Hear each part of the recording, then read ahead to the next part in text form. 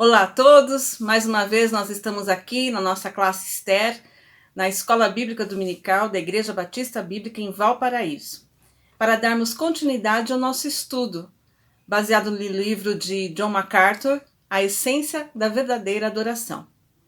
Nesse estudo nós temos buscado aprender como sermos verdadeiros adoradores. Vamos orar. Senhor Deus, muito obrigado, Senhor, porque nós estamos aqui. Obrigado pelo teu amor. Obrigado por tua proteção. Obrigado, Senhor, por que nós temos esse direito maravilhoso, Senhor, dado por ti, Senhor, de podermos ler a tua palavra, podermos aprender de ti com liberdade, Senhor. Abençoa, Senhor, o nosso país. Continua, Senhor, garantindo essa liberdade, Senhor, que nós possamos livremente adorar o seu nome, Pai. Ajuda-nos, Senhor, com mais essa lição, aprendermos a como te adorarmos de maneira íntegra, correta, com o nosso coração, Senhor Deus. É isso que eu te peço e agradeço. Em nome de Jesus. Amém. Bom, conhecer a Deus. É isso que nós temos visto nas últimas aulas. E nós estivemos falando que se nós queremos adorar a Deus, nós devemos conhecer aquele a quem nós adoramos. Conhecer a Deus. 1 Crônicas, capítulo 28, versículo 9, nos diz: E tu, meu filho Salomão, conhece o Deus de teu pai e serve-o de coração íntegro e espírito voluntário, porque o Senhor examina todos os corações e conhece todas as intenções da mente. Se o buscares, tu o encontrarás, mas se o deixares, ele te rejeitará para sempre. Aqui, Davi está dizendo para que Salomão conheça o Deus, conheça aquele a quem ele vai adorar, né? Conheça totalmente, de coração íntegro, de espírito voluntário. Você só vai poder fazer isso, né? Servir a esse Deus com esse coração íntegro, esse espírito voluntário, conhecendo o seu Deus. E não conhecer a Deus também nos traz consequências graves. Aqui está dizendo para que você o busque e você vai encontrar, mas se você o deixar, ele vai te rejeitar. Segundo Tessalonicenses, capítulo 1, versículos 7 e 8, nos diz: E para vós que sois atribulados, vos dê alívio, bem como a nós, quando o Senhor Jesus se revelar do céu com seus anjos poderosos em chama de fogo, punindo os que não conhecem a Deus e os que não obedecem ao evangelho de nosso Senhor Jesus. Haverá punição para aqueles que não conhecem a Deus. Conhecer a Deus é a garantia de nós termos a nossa vida eterna, né? João capítulo 17, versículo 3, nos diz: E a vida eterna é essa, que conheçam a ti, o único Deus verdadeiro, e a Jesus Cristo que enviaste. Essa é a verdadeira vida eterna, é conhecer a Deus. Então nós devemos buscar esse conhecimento de Deus, porque a verdadeira sabedoria é um fruto desse conhecimento de Deus. Está lá em Provérbios, capítulo 2, versículos de 2 a 5. Para que faças teu ouvido atento à sabedoria e inclines o coração ao entendimento. Sim, se clamares por discernimento e levantares tua voz por entendimento, se o buscares como quem busca prata e o procurares como quem procura tesouros escondidos, então entenderás o temor do Senhor e acharás o conhecimento de Deus. Se buscar, né? Se buscar esse conhecimento, se buscar esse entendimento, você vai achar. Essa é a verdadeira sabedoria, o conhecimento de Deus. Conhecer então a Deus é a base dessa verdadeira sabedoria e do verdadeiro discernimento. Às vezes nós pedimos muito a Deus, né? Eu queria ter sabedoria, eu queria ter discernimento para fazer as escolhas corretas, para andar no caminho correto. A única forma de você ter essa sabedoria e você ter esse discernimento é conhecendo o seu Deus. O ser humano, ele é sábio na medida em que ele conhece o verdadeiro Deus. Quanto mais de Deus ele conhecer, mais sábio ele vai se tornar. Porque conhecendo a Deus, nós também tomamos consciência de quem nós somos, né? E a partir daí, as nossas decisões serão totalmente diferentes, porque nós teremos a dimensão de quem é Deus e a dimensão de quem somos nós, né? Então, na aula anterior, nós estudamos sobre a imutabilidade de Deus, sobre a onipotência de Deus, né? Nós vimos que nós temos a alegria de saber que nós temos um Deus que não muda, um Deus que não está à mercê de circunstâncias. E temos também um Deus que é poderoso e que lhe faz tudo o que ele quer. Por que ele fez isso? Porque ele quis, né? Essa foi a nossa conclusão da aula anterior. E hoje nós vamos ver mais 2 atributos de Deus. Vamos conhecer mais de perto 2 atributos: a onipresença de Deus e sua onisciência. O homem sempre tentou confinar Deus. A nossa mente, ela não tem a capacidade de entender o quanto Deus é infinito, né? O quanto Deus não tem limites. Então o homem sempre buscou confinar Deus a um limite, a um espaço, a um lugar, para que ele pudesse compreender esse Deus. E isso ele fez muitas vezes, confinando Deus a um templo, como se o único lugar que você fosse encontrar Deus fosse no templo, né? E isso desde a antiguidade. Os judeus do Antigo Testamento acreditavam que Deus habitava no templo, na Arca da Aliança, né? Eles não entendiam que a Arca da Aliança era apenas um símbolo da presença de Deus, e não que Deus estava lá na Arca da Aliança. Pessoas, então, elas têm em geral essa tendência de pensar em um Deus fora, né? Um Deus que está distante muitas vezes de nós, né? Lá num lugar celestial. A gente muitas vezes cria uma imagem, né? De um velhinho com cara um pouco de Papai Noel sentado num trono lá à distância, até nos vendo, mas num lugar. E isso não é real. Deus, ele não está restrito a um lugar. Ele não está num espaço, né?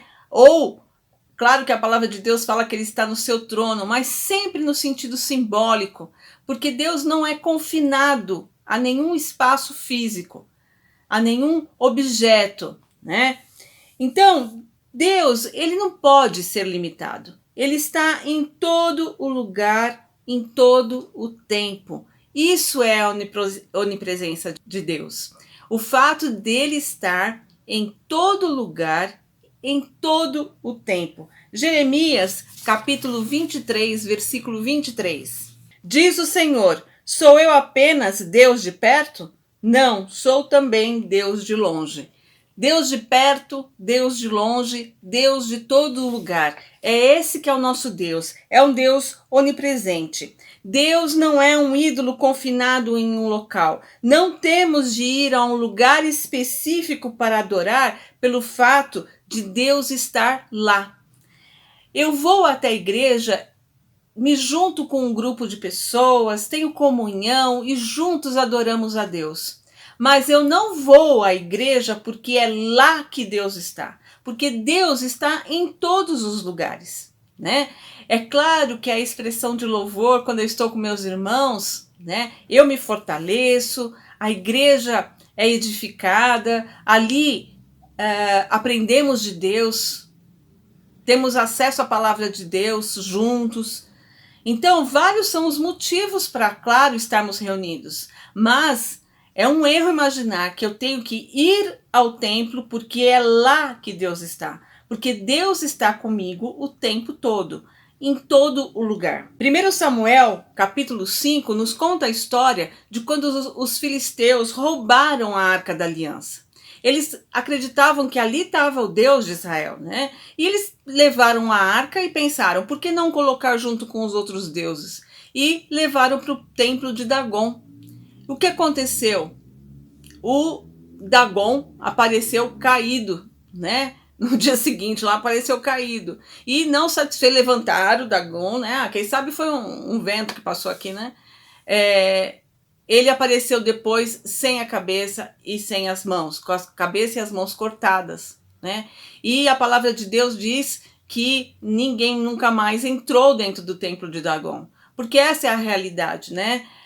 Você querer confinar Deus, igualar Deus a qualquer outro ídolo, isso não é possível, né? Deus está em toda parte disponível para os adoradores. Atos, capítulo 17, versículo 24, diz: o Deus que fez o mundo e tudo que nele há, Senhor do céu e da terra, não habita em templos feitos por mãos de homem. Esse Deus que fez todo o universo, ele não fica restrito, habitando em templos feitos por mãos de homem. Mas, então, onde Deus habita? O Novo Testamento ensina que Deus habita nos crentes, né? Deus habita em nós. Nós somos o templo do Espírito Santo. 1 Coríntios, capítulo 3, versículo 16, diz: não sabeis que sois santuário de Deus e que o seu Espírito habita em vós? Vocês não sabem que vocês são, né, a morada de Deus, o santuário de Deus. O Espírito Santo habita em nós. Deus está presente em todos, mas ele tem um relacionamento singular, ele tem um relacionamento íntimo com os crentes. E isso significa habitar, né? Todos os homens foram criados por Deus. Mas o relacionamento íntimo, pessoal, ele tem com aqueles que ele escolheu, com os crentes.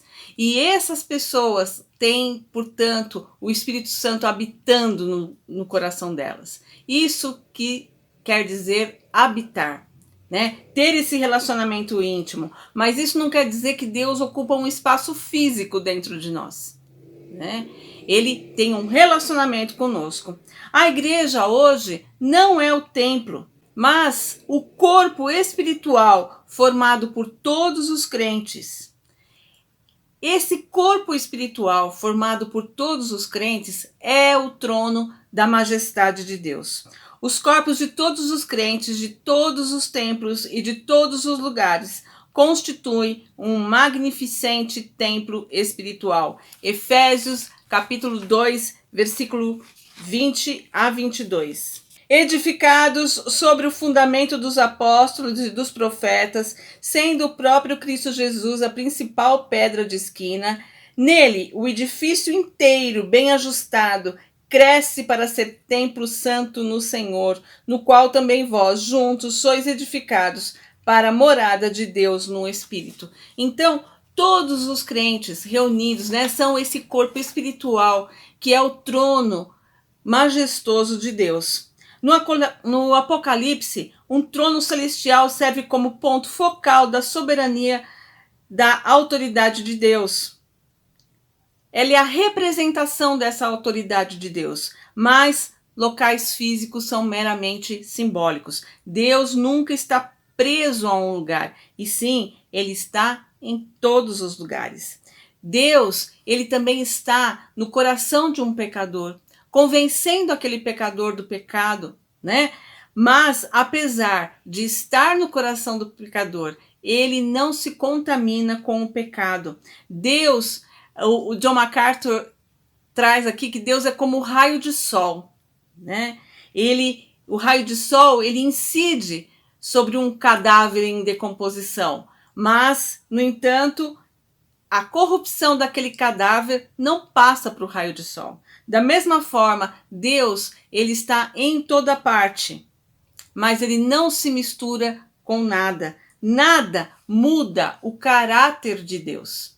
Por isso que é claro que eu não devo frequentar locais que não agradem a Deus, mas não existe isso. Se eu sou templo do Espírito Santo, o Senhor está comigo e eu entro no lugar contaminado, né, pelo pecado, um lugar que absolutamente não é um lugar para eu estar, que não tem nada a ver com a santidade de Deus. Eu tenho que saber que Deus está comigo.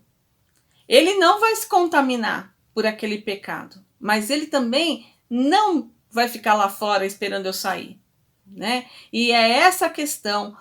A partir do momento que somos resgatados pelo Senhor, Ele está sempre conosco. Qual é, portanto, a aplicação prática disso? O que muda na minha vida como cristão saber dessa onipresença de Deus? A primeira coisa que a presença de Deus significa é segurança. Sabemos que não importam as circunstâncias, sabemos que não importa como nós estamos nos sentindo, né? Porque às vezes as nossas emoções atrapalham a nossa mente. Nós começamos a achar que Deus não está conosco, ou pela culpa do pecado que cometemos, ou por qualquer outra razão, por provações que estamos sofrendo, né? Mas a verdade é que Deus está conosco e essa é uma grande segurança, não importam as circunstâncias. Hebreus capítulo 13, versículo 15, nos diz: assim, por intermédio dele, ofereçamos sempre a Deus um sacrifício de louvor, que é fruto dos lábios que declaram publicamente o seu nome. Seja a vossa vida isenta de ganância e contentai-vos com o que tendes, porque ele mesmo disse: nunca te deixarei, jamais te desampararei. O Senhor mesmo disse: eu nunca te deixarei, eu jamais te desampararei. Filipenses capítulo 4, versículo 5, diz: seja a vossa bondade conhecida por todos os homens. O Senhor está perto. Não andeis ansiosos por coisa alguma. Pelo contrário, sejam os vossos pedidos plenamente conhecidos diante de Deus por meio da oração e súplica com ações de graça. Muitas vezes essa frase, o Senhor está perto, é colocada só como uma questão assim da volta de Cristo. Ai, olha, o Senhor está perto, está chegando, né? Por isso não estejam ansiosos. Mas a realidade é que também o Senhor está perto de nós. Por isso que nós não precisamos ficar ansiosos, porque em nenhuma circunstância nós estamos sozinhos, né? Eu me lembrei agora aqui do momento em que eu fui para uma cirurgia. E aquele momento em que você fala tchau para o marido e você não sabe muito bem se ele vai te ver de novo, né? Porque toda cirurgia tem um risco. E aí me colocaram numa cadeira para esperar poder entrar nessa cirurgia e ali eu estava absolutamente sozinha. Eu não tinha nenhum amigo, não tinha meu marido, não tinha ninguém. Era eu sozinha? Não, eu e Deus, né? E é claro que ali eu comecei a orar ao Senhor. Então, não estejam ansiosos por coisa alguma, porque o Senhor está perto. Ele está perto de nós, independente das circunstâncias. E isso traz para nós cristãos segurança, né? A outra questão que a presença de Deus traz para nós, ela significa um apoio. Êxodo capítulo 4, versículo 10 a 12, Moisés, ele fala que ele não tinha capacidade de fazer aquilo que Deus estava pedindo para ele, né? E a resposta de Deus foi muito afirmativa desse apoio. Ele diz para Deus: então disse Moisés ao Senhor: ah, Senhor, eu nunca fui um bom orador, nem antes nem agora, que falasse ao teu servo, pois sou pesado de boca e pesado de língua. E o Senhor lhe respondeu: quem faz a boca do homem? Ou quem faz o mudo, ou o surdo, ou o que vê, ou o cego? Não sou eu o Senhor? Moisés, quem é que faz? Né? Então vai agora e estarei com a tua boca e te ensinarei o que deves falar. Isso é maravilhoso, a presença do Senhor conosco no momento de servirmos a Ele. Muitas vezes nós achamos que nós não temos capacidade. Não, isso não vai dar para eu fazer agora, né? Mas aqui Moisés está falando para ele: eu sou pesado de boca, eu não sei falar muito bem. E Deus fala para ele: olha, quem é que coloca as palavras na boca? Eu vou estar com você. Quantas vezes nós já nos sentimos incapazes de lidar com uma situação, né? De resolver um problema, mas o Senhor nos capacitou. Então a presença do Senhor constantemente conosco, ela nos traz esse apoio. A presença do Senhor também conosco, ela significa proteção contra a tentação opressiva. A palavra de Deus é muito clara em dizer que sempre que Satanás quer chegar até o crente, primeiro ele vai ter que passar por Deus, né? Ele não tem livre acesso a fazer o que ele quer conosco. O Senhor permite a provação, a tentação, né? E a palavra de Deus diz lá em 1 Coríntios, capítulo 10, versículo 13: não veio sobre vós nenhuma tentação que não fosse humana, mas Deus é fiel e não deixará que sejais tentados além do que podeis resistir. Pelo contrário, juntamente com a tentação, providenciará uma saída para que a possais suportar. Junto com a tentação vem a saída, por quê? Porque Deus está perto de nós, a sua presença é constante. É necessário que Deus esteja presente ao lado de cada crente para defendê-lo da tentação que ele não vai poder suportar. Deus não vai permitir que Satanás dê a nós nenhuma tentação acima do que podemos suportar.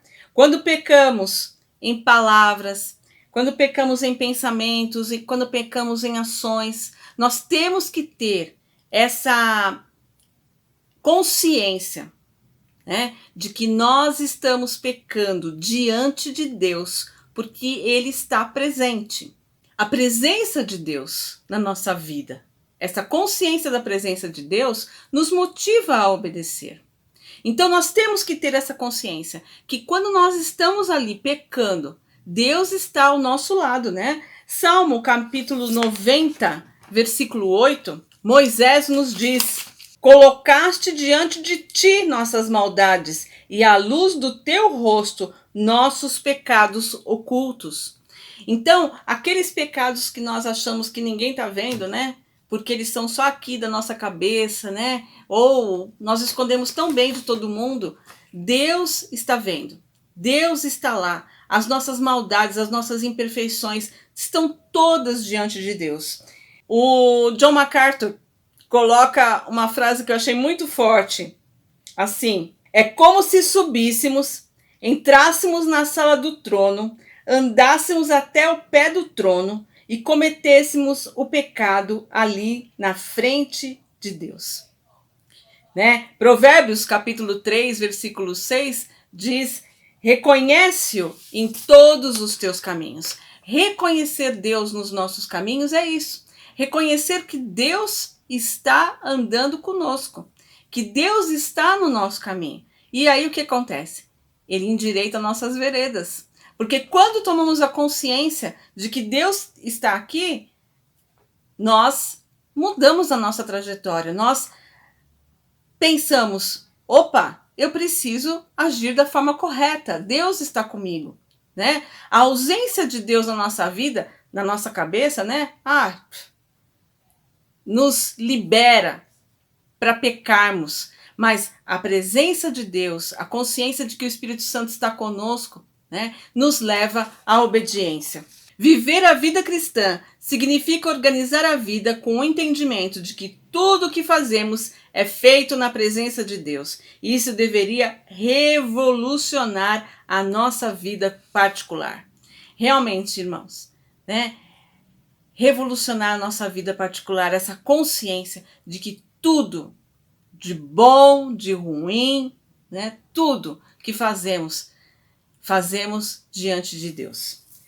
E o que significa essa onipresença de Deus para aqueles que não são crentes, para os ímpios? A pessoa ímpia, ela tem que reconhecer que ela não tem esconderijo, ela não tem escape, ela não tem como fugir de Deus. Amós capítulo 9, versículos de 2 a 4, nos diz: ainda que cavem até o Sheol, a minha mão os tirará dali. Ainda que subam ao céu, eu os farei descer.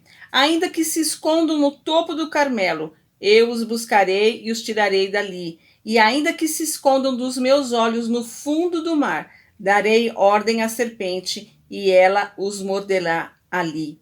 Também, ainda que sejam levados para o cativeiro pelos inimigos, darei ordem à espada e ela os matará ali. Enfim, Eu me colocarei contra eles para o mal e não para o bem, pois o Senhor dos exércitos, é o que toca a terra e ela se derrete, e todos os seus moradores pranteiam, e toda ela se levanta como o Nilo e diminui como o Nilo do Egito. Então nós vemos aqui, né, que não importa. Não importa se você corra para debaixo da cama, que você... O Senhor é presente em todos os lugares. O ímpio não poderá fugir dele. O ímpio não pode escapar de Deus. Deus desmascara tudo com a sua presença. Jó, capítulo 34, versículo 21 e 22. Porque os seus olhos estão atentos aos atos de cada um, e ele vê todas as suas ações. Não há escuridão, nem densas trevas para esconder os que praticam o mal. Nada poderá esconder de Deus aqueles que praticam o mal. Salmo, capítulo 139, versos do 7 a 12. Salmo 139, dos versos 7 a 12. Para onde me ausentarei do teu espírito? Para onde fugirei da tua presença? Se eu subir ao céu, lá tu estás. Se fizer a minha cama nas profundezas, tu estás ali também. Se tomar as asas da alvorada, se habitar nas extremidades do mar, ainda ali a tua mão me guiará, e a tua mão direita me susterá. Se eu disser, as trevas me encobrirão, e a luz ao meu redor se transformará em escuridão, até mesmo as trevas não serão escuras para ti, mas a noite brilhará como o dia, pois as trevas e a luz são a mesma coisa para ti.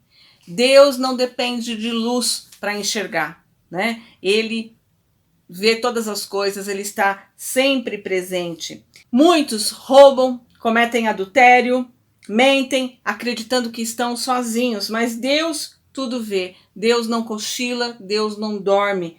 Hebreus capítulo 4, versículo 13, diz: E não há criatura alguma encoberta diante dele, antes todas as coisas estão descobertas e expostas aos olhos daquele a quem devemos prestar contas. Além de observar cada pecado e compreender todas as motivações, né? Deus nos chamará para dar explicação de cada palavra e de cada pensamento nosso. Lucas, capítulo 12, versículos 2 e 3. Nada há encoberto que não venha a ser revelado, nem escondido que não venha a ser conhecido, pois tudo que dissestes no escuro será ouvido em plena luz, e o que falastes sussurrando em casa será proclamado dos telhados. A gente tem tido uma experiência ultimamente, né? Muitas vezes nós estamos conversando em casa, o nosso celular está ali, a gente fala que gostaria de comprar alguma coisa e de repente quando você entra numa rede social, quando você vai ver, lá estão as propagandas daquilo que você acabou de falar. E você pensa, nossa, que estranho. Mas esse é o Google, né? Que está te ouvindo e que direciona todas as coisas para tentar te vender aquilo que você acabou de falar que você queria. Pensa, a mente humana projetou isso, né? E a gente fica tão, nosso Deus é muito maior do que essa tecnologia. Ele realmente tudo vê, tudo sabe, tudo conhece, né? Nada fica encoberto a ele. E isso, o ímpio deve temer muito, porque ele pode querer na aparência mostrar algo, mas Deus está vendo. Ele está vendo o seu interior, ele está vendo e conhecendo você. E, portanto, nós vamos então passar a esse nosso outro atributo, o atributo de Deus, né? Que a gente vai estudar agora, que é a onisciência de Deus. O conhecimento que Deus tem de todas as coisas, que está muito ligado à sua onipresença. Deus conhece tudo o que nós fazemos, porque Ele está aí, né? Ele sabe o porquê nós fazemos, o que nós fazemos, porque Ele vê os nossos verdadeiros motivos mais claramente ainda que nós mesmos. Esta é a verdade da onisciência divina. Deus conhece os nossos motivos muito mais do que a gente até. Às vezes a gente faz algumas coisas e a gente tem que orar, né? Como diz o livro do pastor Pascoal Piragini Júnior, Orações que Deus quer ouvir, gostaria de ouvir, desculpa, que nós temos lido com as mulheres.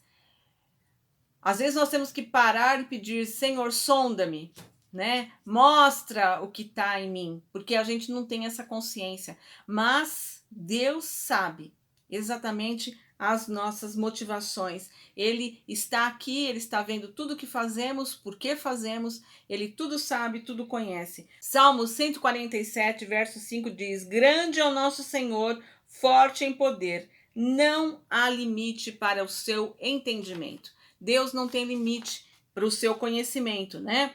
1 Samuel, capítulo 2, versículo 3.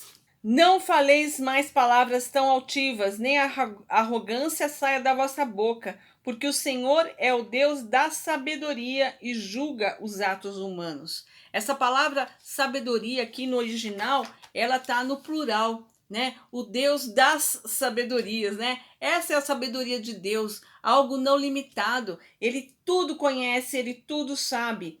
Comparado ao conhecimento de Deus, o conhecimento humano é uma tolice. E olha que às vezes a gente fica encantado, né, de ver algumas pessoas falando sobre assuntos que eles realmente conhecem.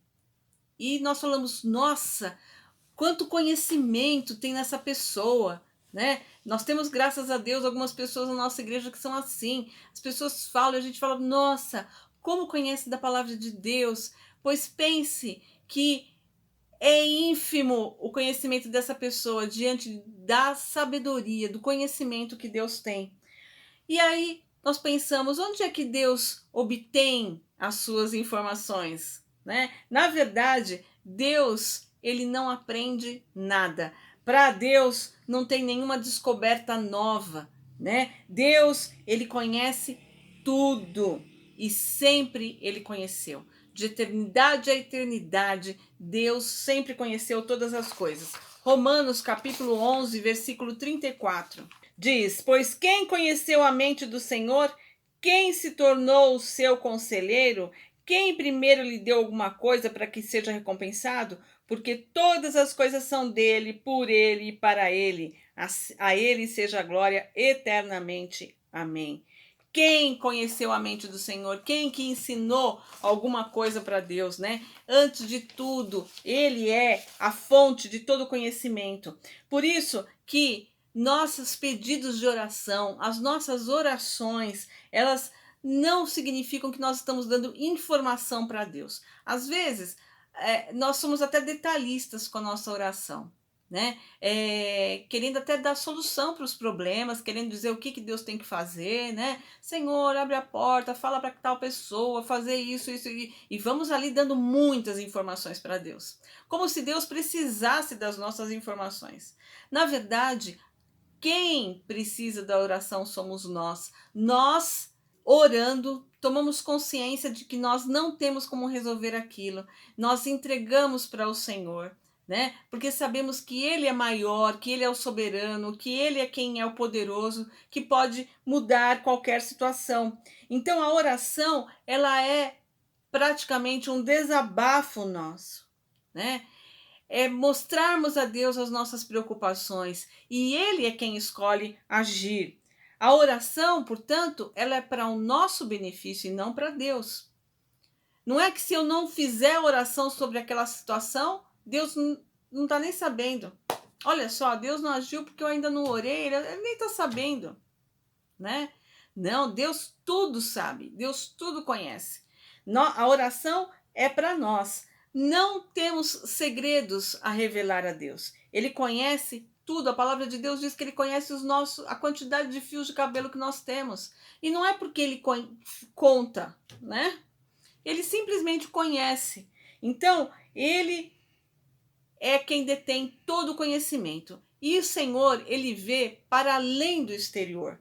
Apocalipse, capítulo 2, versículo 23, diz: matarei os filhos dela, e todas as igrejas saberão que sou aquele que sonda as mentes e os corações, e darei a cada um de vós segundo as suas obras. Eu sou aquele que sonda as mentes e os corações.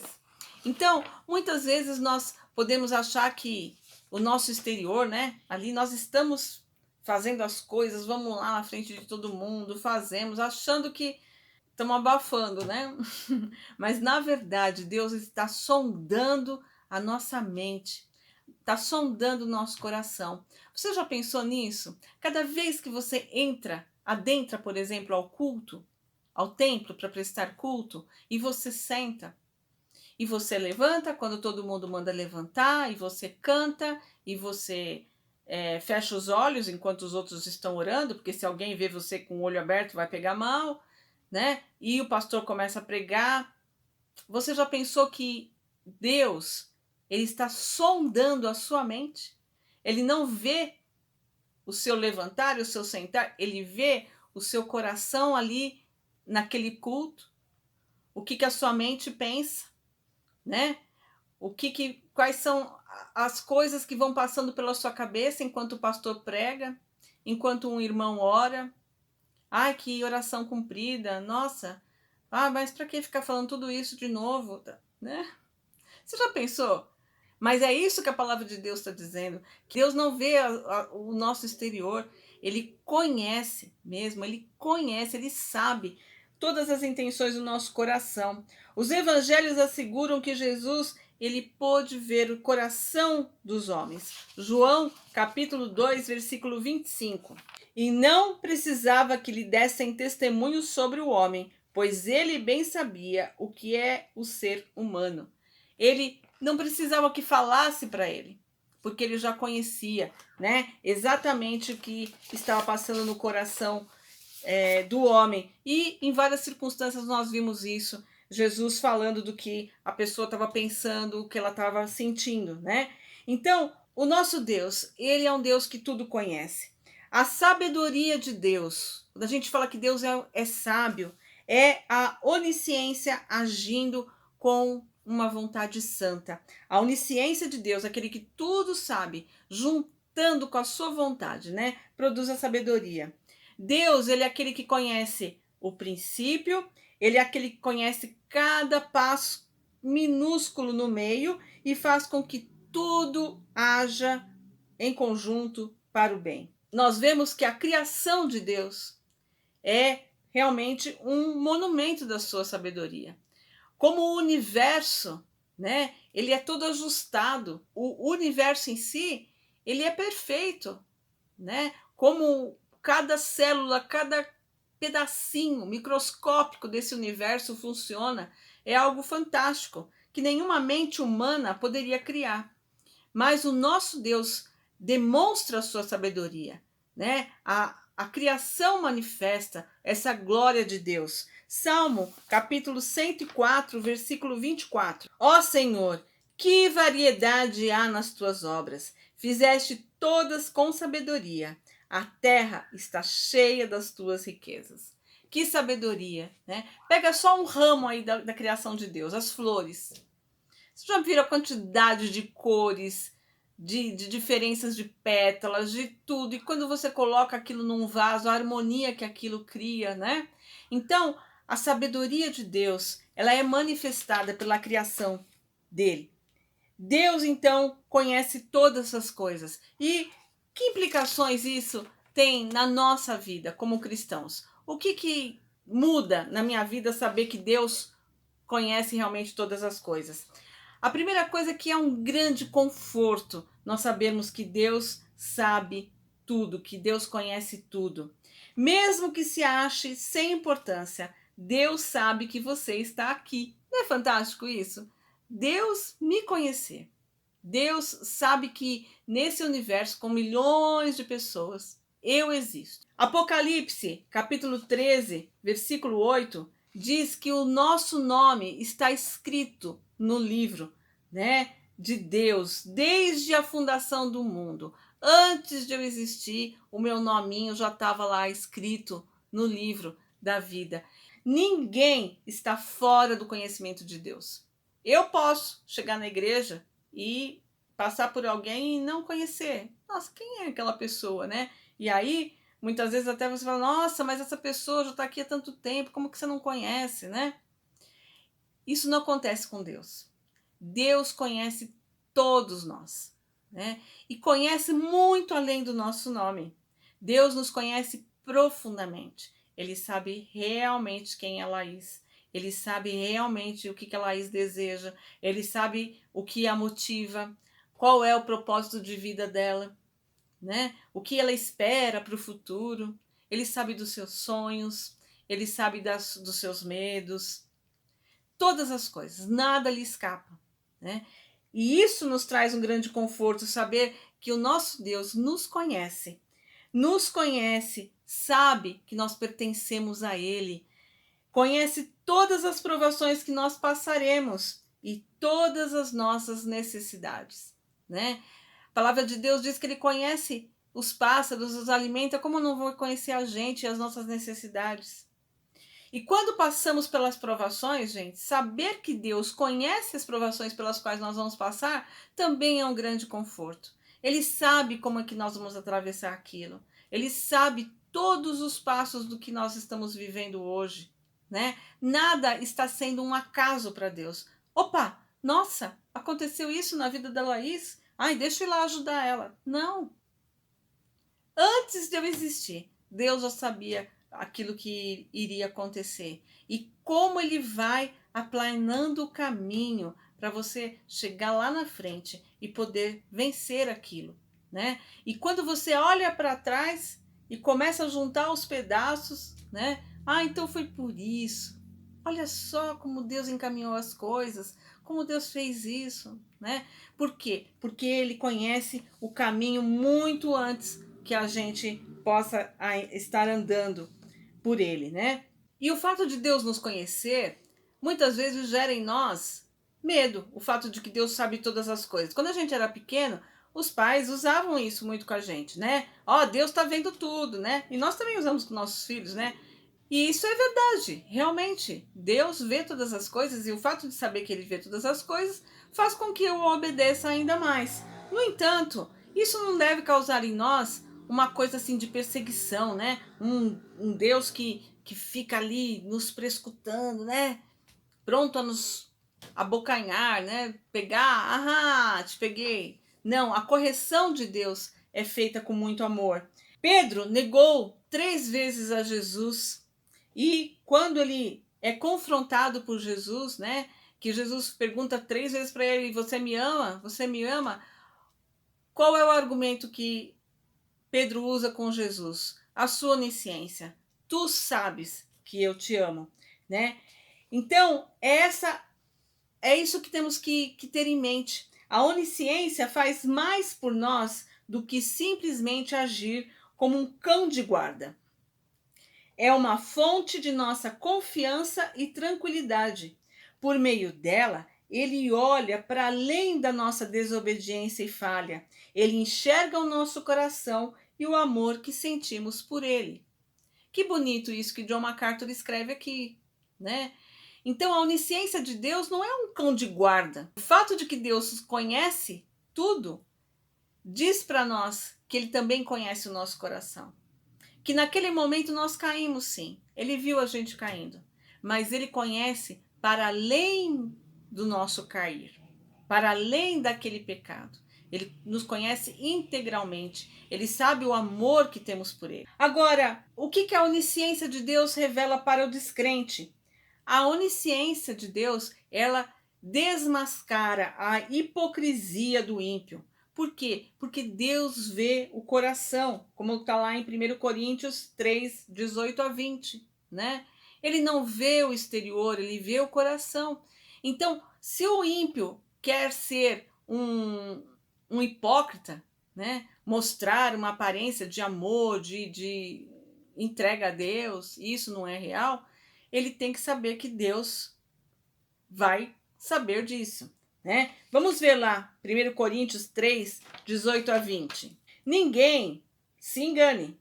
Se alguém dentre vós se considera sábio, nesta era, torne-se tolo para vir a ser sábio. Porque a sabedoria deste mundo é uma tolice diante de Deus, pois está escrito: ele apanha os sábios na sua própria astúcia. E ainda, o Senhor conhece os pensamentos dos sábios, que são fúteis. Então, aqui é quase como se a Bíblia estivesse dizendo: se você está achando que você é muito esperto, né, saiba que a sua esperteza é tolice para Deus, porque Ele conhece os seus pensamentos. Então, a onisciência, ela desvela, né, a hipocrisia do ímpio.